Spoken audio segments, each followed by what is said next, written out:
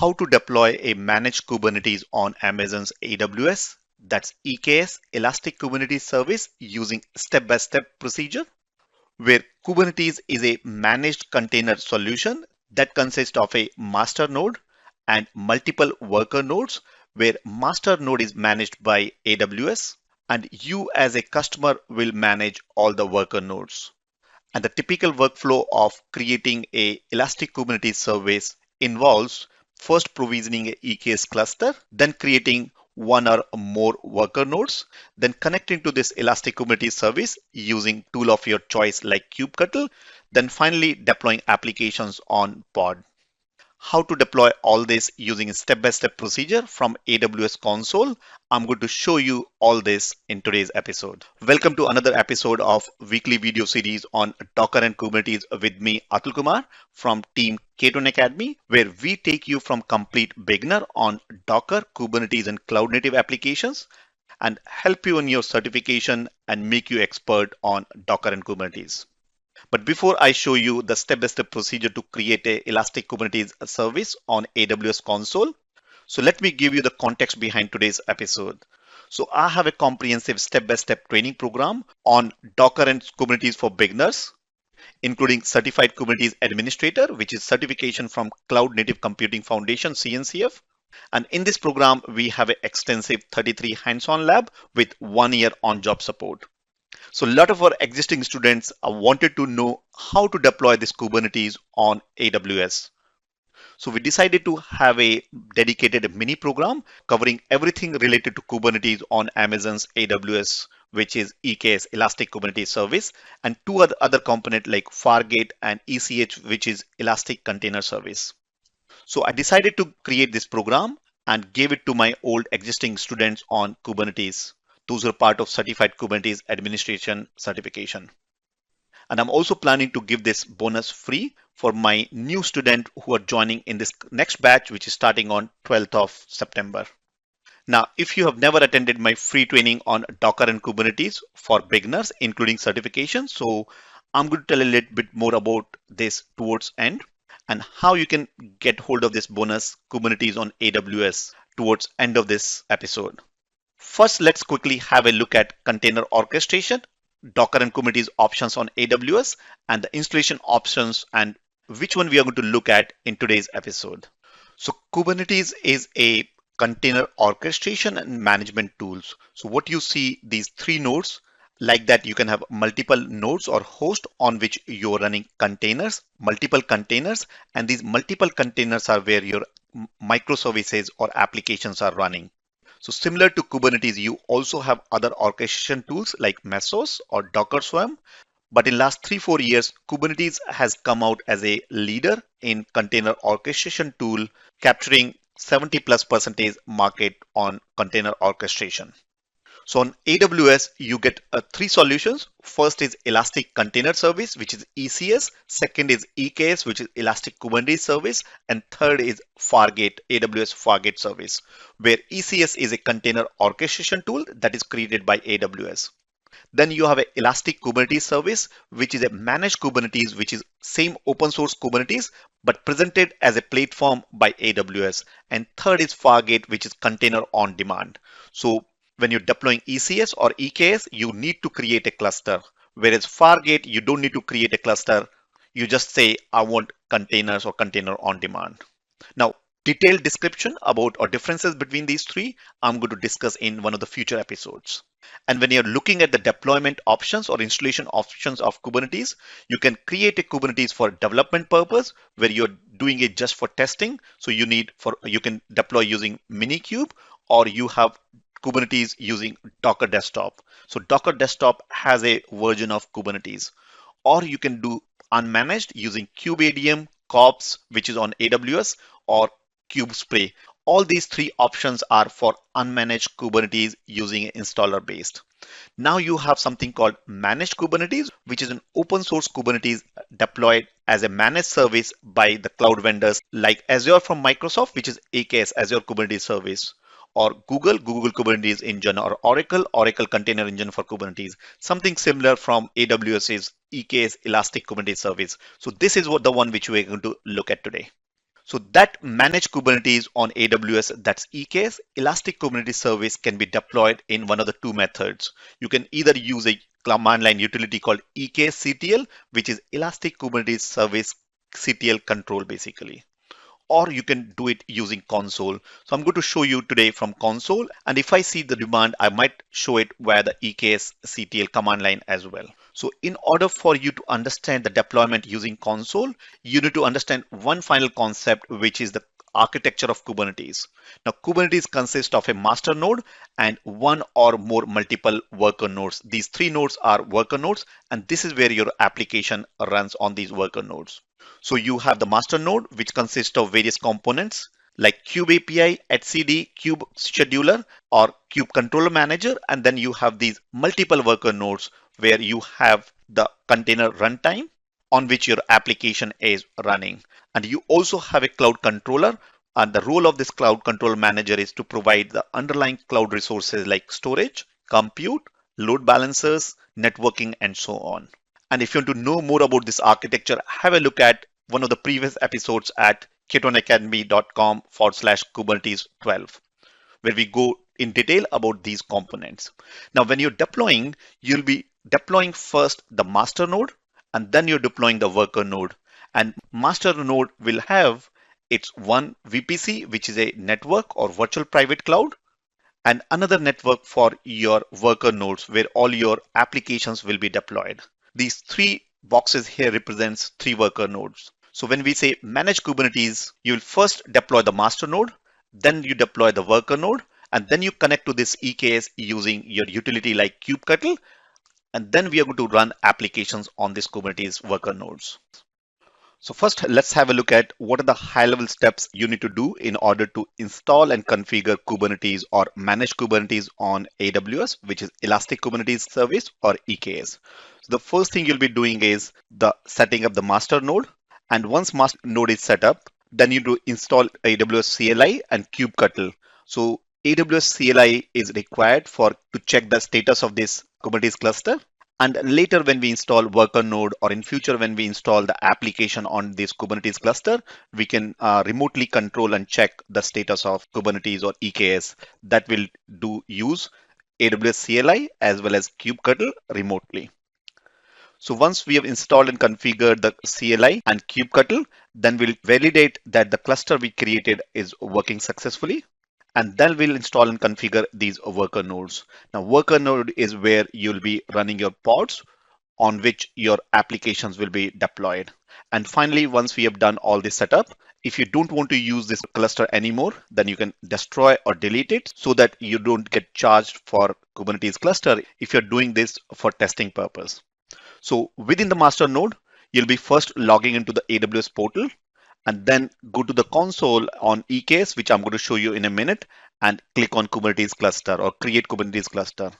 Now, in order for you to create a cluster, this Kubernetes cluster should have access to some roles so that the underlying storage, nodes, scalability or auto scaling features or load balancer configuration, all those can be controlled or access can be granted for these services to your EKS cluster. And once those configurations are done, you'll be able to create the EKS cluster or master node. Once the master node is done, we need to test that whether the master node is working correctly or not. And for that, I'm going to use my laptop to see or install a AWS command line interface or AWS CLI tool, and with Kubectl, which is acting as a client to my Kubernetes cluster or EKS cluster. So I'm going to bring all my Kubernetes configuration from EKS that I've configured in the previous step, and then configure the Kubectl to be able to connect to the EKS or Elastic Kubernetes service. And then I'll validate the configuration whether I can access my master node from Kubectl running on my laptop. Then once my master node is up and running and I've tested and verified, then I'm going to install worker nodes, which is nothing but behind the scene, there'll be Elastic Compute EC2 instances on which the Kubernetes worker node will be deployed. And finally, I'll verify that worker nodes are all accessible from the command line or Kubectl that I've installed earlier. And once this is all tested, then I'll destroy this Kubernetes cluster so that I don't get charged because I'm not running any application. I'm using this environment just for testing purpose to show it to you here. So let's first go directly to AWS console and create the Kubernetes cluster. So I'm in my AWS management console. And if you don't have a trial account and you want to configure EKS with me here, then you can create a trial account by going to this URL, k21academy.com/AWS SA13. In past, I've created a video about how to create a free trial account. So watch this video on this blog post, and also my colleague have posted the steps on how to create a trial account on AWS. So make sure once after creating the account, you log in, and here under find services, search for EKS. So this is Elastic Kubernetes Service. Click on this. Now, if you see here very quickly, you have three options here. ECS is Elastic Container Service. These are containers. This is the EKS that we are interested on. And then ECR is another service, which is a repository. This is where your container images are stored. So this is ECR. We are interested in EKS. So we'll select here EKS and then enter the Kubernetes cluster name that you want to create. So I'll create it with the name K21Academy, K8S01. So just a random name I've taken, K21Academy, Kubernetes 01, and click on next step. So this is where the version of Kubernetes. I'm recording it on September 2020, and currently, as of today, the latest version of Kubernetes is 1.19, but on AWS, I only have option to 14, 15, 16, and 17. So I'll go with latest version 1.17. Now on the next screen, this is where I need to select a role. Now I don't have any role because I've not created any role. This role is so that my Kubernetes cluster can go and provision my worker nodes or can have access to the underlying storage or networking or load balancer. What all things that are required in order for Kubernetes cluster to run successfully, I should be able to access those services via this role. So I don't have any roles accessible. So I'll click on IAM console and I'll go to the roles page. And this is where I'll go and create a role. Now this is where available roles. I'll select AWS roles, and from our common use cases EC2, I'll here click on EKS, and under use cases under EKS, I want to set up the cluster. So the Fargate is another container service available on, or container or Kubernetes service available on AWS. So I'm interested on EKS cluster. So I'll select EKS cluster and click on next permission.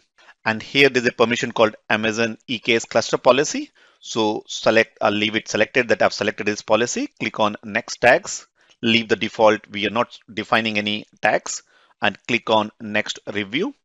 So this is where I'm assigning or creating a role with one policy called Amazon EKS cluster policy, and I'll give a role name. So I can say EKS cluster role or any role name of your choice, and click on create role.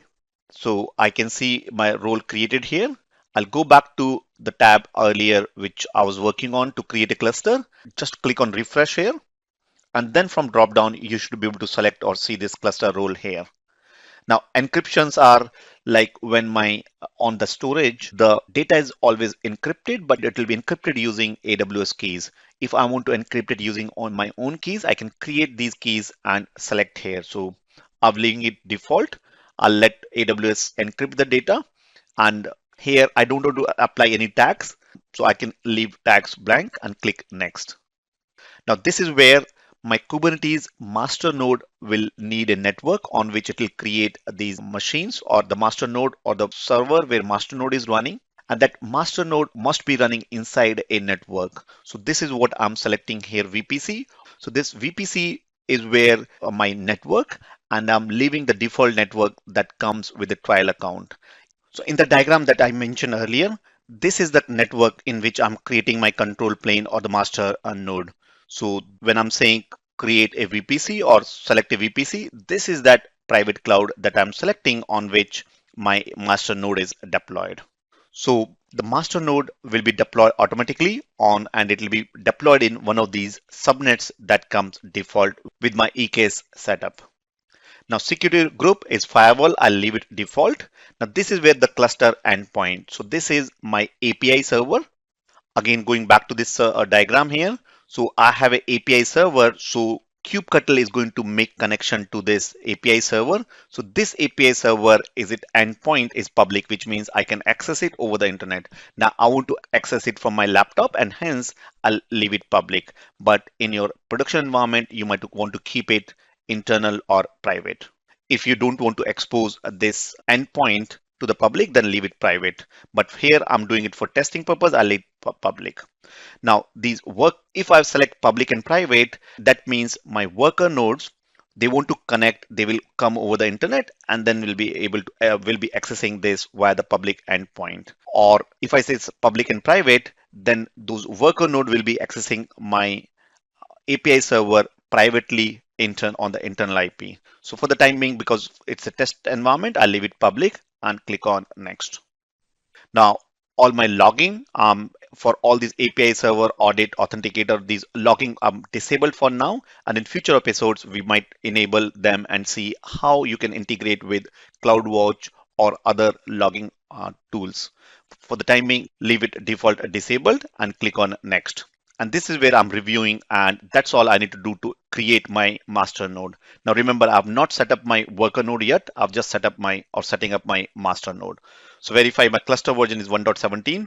This is my cluster name. I'm assigned this cluster role to this. And I've not defined any tags. My network, the VPC will be this, and it'll have 3 subnets. So I'll create 3 nodes on these 3 subnets.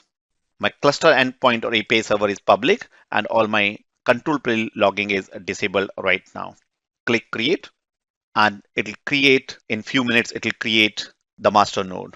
Now, while it's installing or creating the master node, let's create or install CLI, which is AWS CLI, Kubectl, and then we'll configure the AWS CLI so that I can run Kubectl commands from remotely from my laptop. So the next, we're installing AWS CLI, and for that I have 2 links. I'm going to put those into the show notes, and those will be available at K21Academy.com/Kubernetes25. So let's go to these 2 URLs. First one, we are installing the CLI, which is AWS CLI, and second, I'm configuring that CLI so that CLI can talk to my AWS account. So this is the first link, and depending on where you want to connect, if you're connecting from Mac machines, you click on this, select this. If on Linux or connecting from Linux, this is we are installing CLI or AWS CLI or a command line interface, so we can talk to cluster from the command line interface. I'm on Windows, so first thing is, if you don't have CLI installed, you need to download it. So this is I've already downloaded. Just double click on that and it'll install the software for you. And once you have installed, just type AWS -- version. So the version should be higher than 2.0.42. So I'm starting the command prompt, and from here just simply say AWS -- version, and that will tell you what is the version of AWS. And in my case it's 2044, and here I need it's 2042 or higher. So I've installed AWS CLI. That's all you need to do to install. Next is you need to configure your CLI. You need to set the access key ID and the secret access key. Now, where do you get these? I'll show you in a minute. So I'm go to my EKS account, and under there search for IAM, or under services, click on IAM service.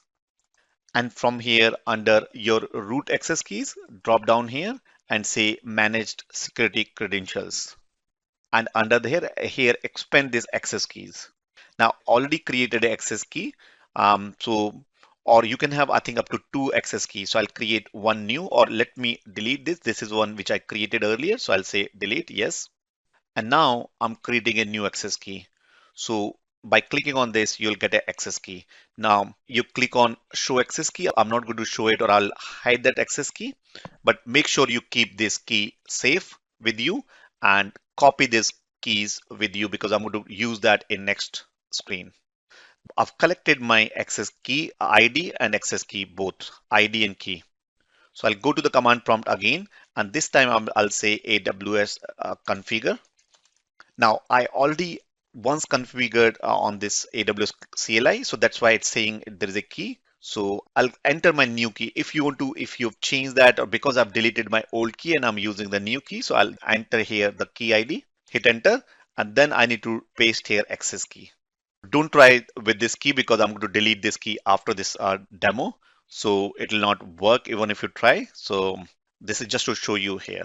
Now default region name, you can leave it blank, or because you can change it when you are passing or running AWS CLI, that time you can enter what region name you want to give. Hit enter, and then default output format also leave it blank and hit enter. Now, whatever steps I've done, I'll share these CLI configure on show notes, as I said earlier, under K21Academy.com/Kubernetes 25, and you can pick it out those links from here if you can't find these links here. Now, once I've installed the CLI, next is I need to install Kubectl. The Kubectl is a command line utility to interact with my Kubernetes API server. And I'm going to use this Kubectl later in the section to find out the status of master node as well as my worker nodes. So the steps again to install Kubectl is also again, I'll paste them on the show notes on the blog, which is K21Academy.com/Kubernetes 25. So depending on where you're installing, Mac, whether it's on Mac, Linux or Windows, this Kubectl will be installed on the same machine where you've installed just now the CLI, AWS CLI. So all you need to do is just copy here this command, depending on what version of Kubernetes you want to install. I've selected 1.17, that's why I'm using 1.17 version of Kubectl. So go back here and curl and hit enter. So it will download my exe, and then you can go and double click and install this Kubectl by double clicking on that, and that will install Kubectl. So this has downloaded this Kubectl under this folder. So I'm on this folder, just double click on this Kubectl. I've already installed this Kubectl. So all I need to do is see that Kubectl should be here in this location. So I'm not installing anything, just type Kubectl and that I have this executable in my path or this location, so I can access this Kubectl. Now next is I need to configure or set up my Kubectl. Right now this Kubectl doesn't know where exactly my API server or master node is. So I'm going to tell now that where my master node is. So in order to do that, first I need to set up my AWS CLI, and for that I need to find out two things. One is my region and second is my EKS cluster name. And then I need to run this command like AWS space EKS and dash region, and whatever is the region name for this cluster, and then name of my Kubernetes cluster, and then dash query cluster status. So that way I'll be able to see whether from this command line I can access my cluster or not. So I'm back on my console. I'll click on Elastic Kubernetes Service EKS. And this is my Kubernetes cluster name, which is K21 Academy K8S01. So I'll make a note of it here. This is my replace by name here. And I need to find out in which region my Kubernetes cluster is. So region, it will be from here. If you see here, drop down. Here in this case, it's saying US East Ohio, US East 2. So I've already selected, I think, US East 2. So I've already selected US East 2. So I'll just simply copy this and run this command on the command prompt here.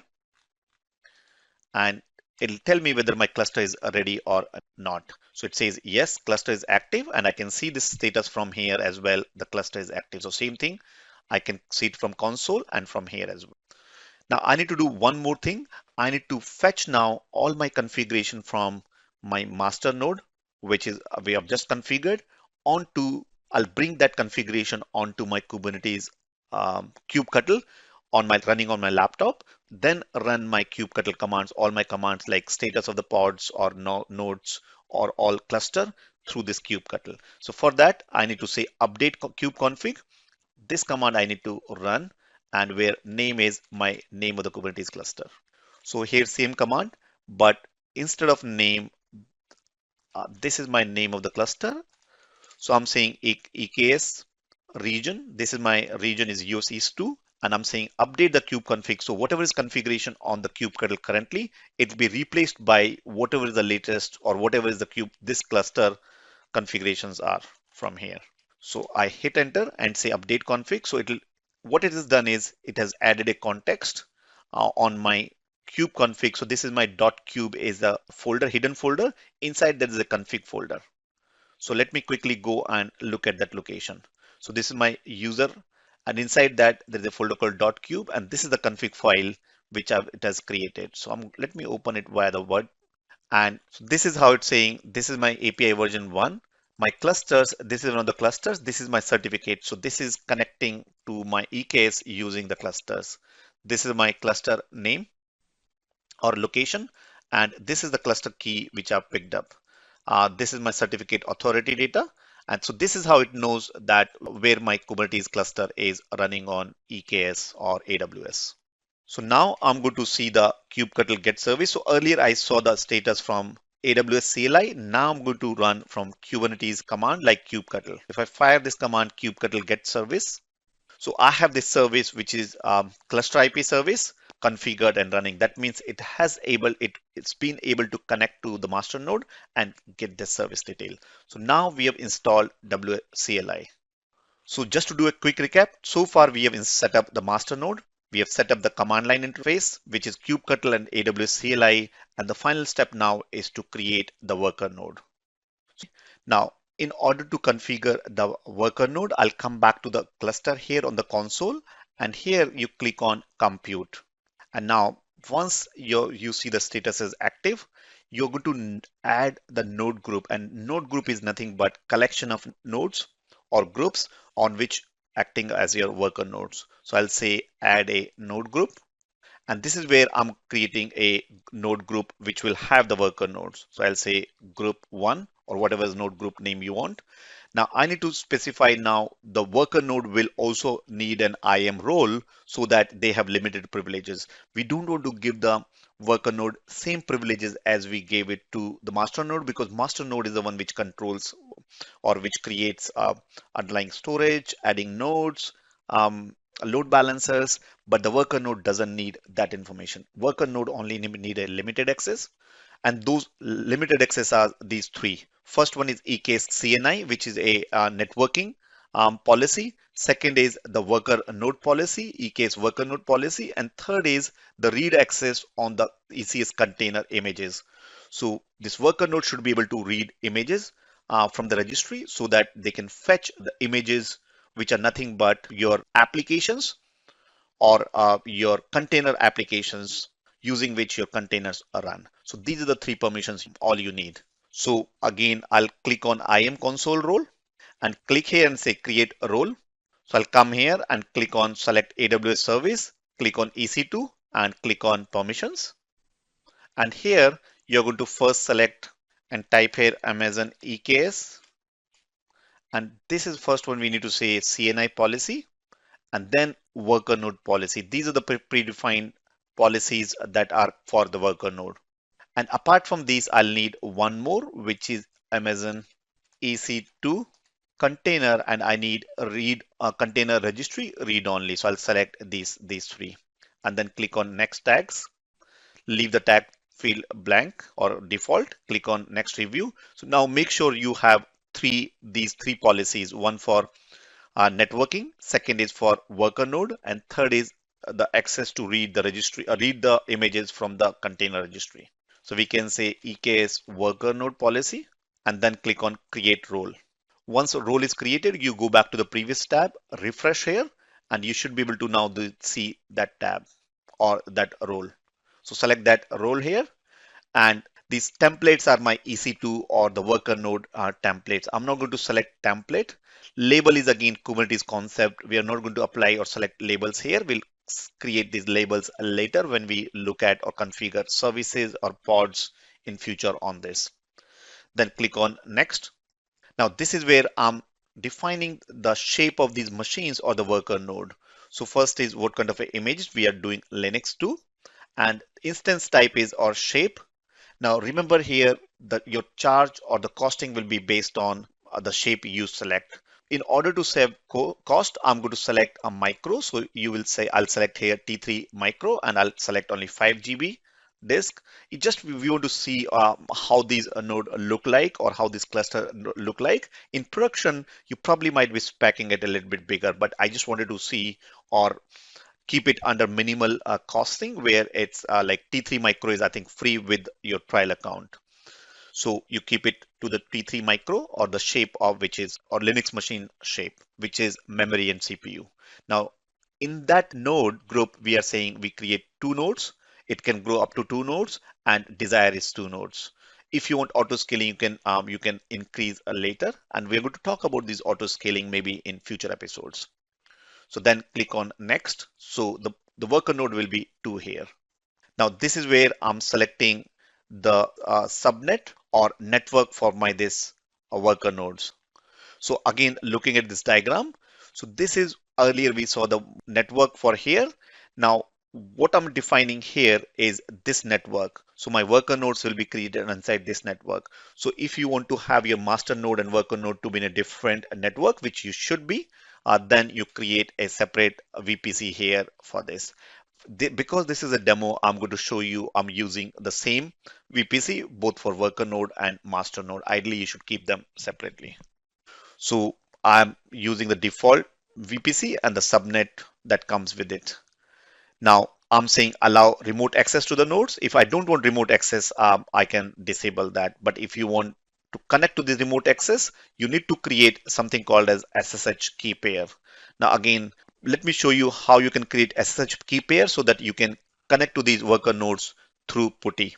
So right now there's no key pair. So I need to create a key pair, which is basically the SSH private public key through which I can connect to these machines. So I'll select console again and I'll say here, create a key pair.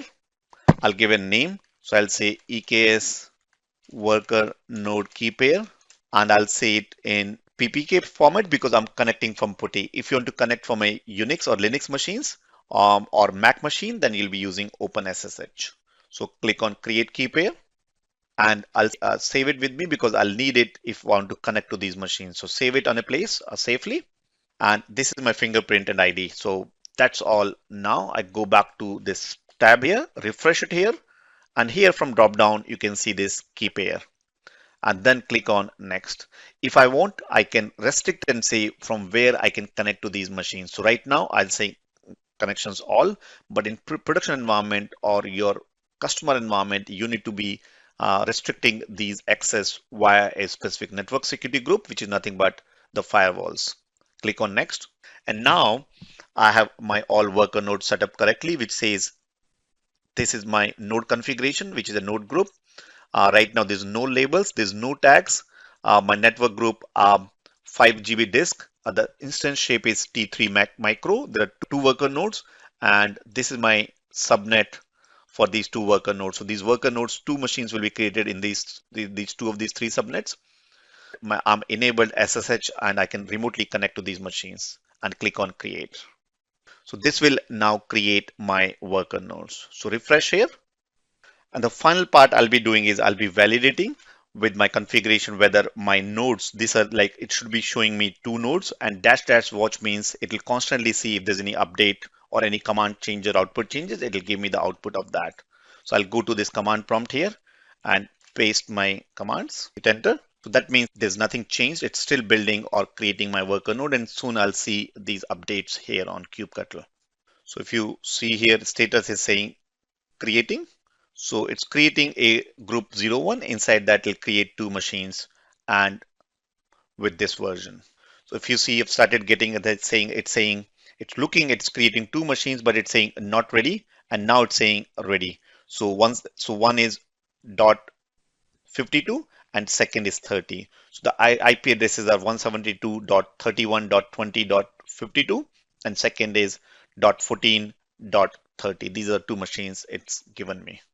So if I see here, still might be building it here or it's saying active. So that means my worker nodes, both the worker nodes are accessible now. So I can simply say, I can remove now nodes and say get nodes, Kubectl get nodes. And this is now I have 2 nodes, both are ready. These are the 2 nodes ready. And right now they don't have any, they are not playing any role. That it started 64 seconds back and the version is v1.17.9 EKS on installed on that. Now that completes my Kubernetes cluster creation. So here in this diagram, I have this control plane, which is running here. And this worker node, I have 2 of these worker nodes. Instead of 3, I have 2 worker nodes and my control plane is managing this. Now in future episodes, I'm going to show you how to deploy applications and you can access these applications. Whatever command you can run on your Kubernetes cluster like Kubectl, get pods information or get nodes information, all those commands you can run it from here as well. Now, final thing before I go is idly stop or delete this cluster, because otherwise, if you leave this cluster running, it will be charged, it will be deducting money from your account. So before you delete, you first need to delete the worker node. So I'm going to select here group and then say delete. And I need to type the group name here, click on delete, and then it will take around 5 minutes or so. Once this is deleted from here, you go and delete the master node as well, and then delete any other component that you have created earlier, which is like roles if you want to delete. Otherwise, you can leave roles. You won't charge for roles, or networking if you've created any additional networking. So just to do a quick recap, what we did was we first set up the master node, then we installed the AWS CLI and Kubectl CLI, and then we verified the status of my master node from Kubectl. Then I installed worker node and we verified the worker node status from Kubectl. And finally, we deleted this Kubernetes cluster or EKS cluster on AWS. So now it's your turn to go and create this Elastic Kubernetes service or Kubernetes on AWS using step-by-step procedure that you have just seen. Now, if you don't have an account yet on AWS, you can use one of the previous episodes by going to K21Academy.com/AWS SA13 and scroll down, and in the middle there will be a video which I've done in one of the previous episodes, and or you also have step-by-step instructions, so you can go and create an account on AWS, and then you log in and create a or search under services, type EKS, or start with creating this cluster. And if you're part of my certified Kubernetes administration training, which is CKA from Cloud Native Computing Foundation, then make sure you ask for this free bonus class, which is Kubernetes on AWS, where we go deep into these three topics. That is EKS, ECS, and Fargate. And if you're new to Kubernetes and not yet certified on Kubernetes for administrators or certified Kubernetes administrator CKA from Cloud Native Computing Foundation, then I would like to invite you for a free approximately 90-minute masterclass where we're going to look at the Docker and Kubernetes for beginners. What is Docker? Architecture, basic concepts on both Docker and Kubernetes, including what all things you should learn for Kubernetes administration certification and 33 hands-on lab that you must perform. So get this free training by going to K21Academy.com/Kubernetes02. And I'll see you next week with another episode on Docker and Kubernetes. Till then, take care.